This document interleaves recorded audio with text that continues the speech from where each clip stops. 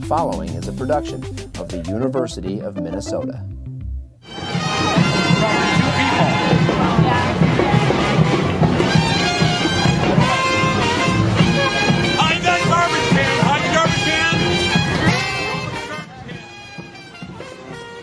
What do you think higher education will look like in 20 years?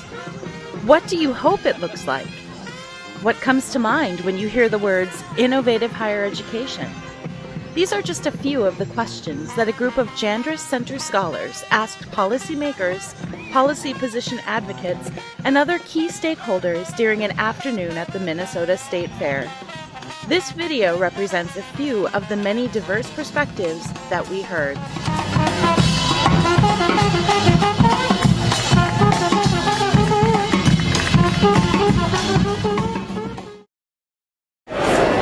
In 20 years, maybe it's more accessible for everyone. Not necessarily you can go to this awesome school because you're smart, but you have to pay so much money.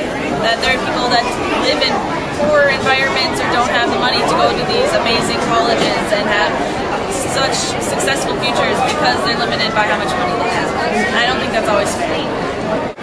The rate of change in our society is steadily going up, and people are not going to be able to work the same job for 30 years because the same job will not necessarily be there for 30 years.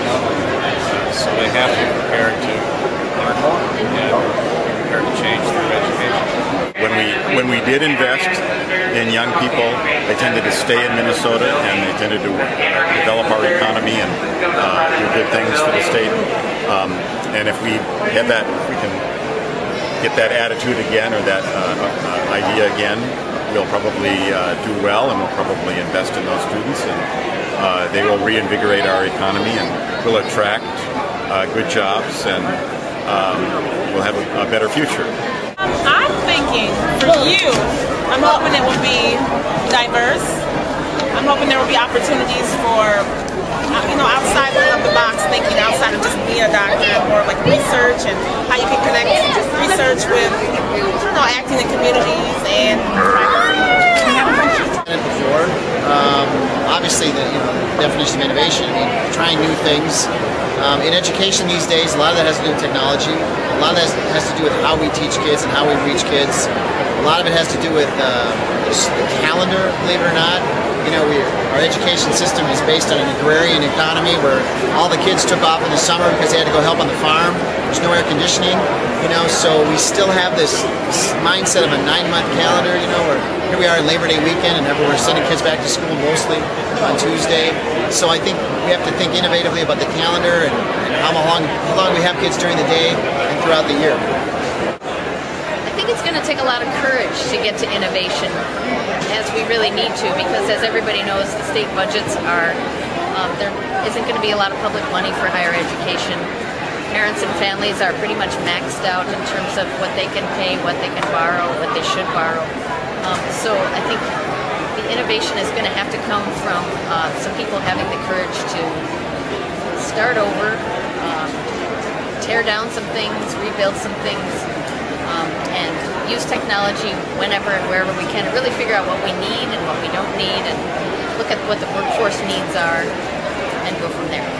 Well, I just think of knowledge being something that isn't a scarce resource, it's something that multiplies itself. So I guess innovation in higher education is just using collaboration to just really expand what we're doing. Let's think outside the box. Let's not just be in the classroom. Let's not just be online, but let's go and use different resources from people in all different fields to learn more and just kind of build that knowledge piece. I think global classrooms. So I think now, individuals study abroad or they may have texts that come from different places, but truly having a global classroom where your peers are in China and Switzerland and Zimbabwe and you're all working on a project together. I don't think it's just technology. It doesn't just mean new. It means recycling what we have or find different ways to use what we have. So instead of being a wasteful resources just to use and get new all the time, we are learning that we need to recreate and reuse what we have to come up with the same results as getting new. So I think innovation is just reusing the resources.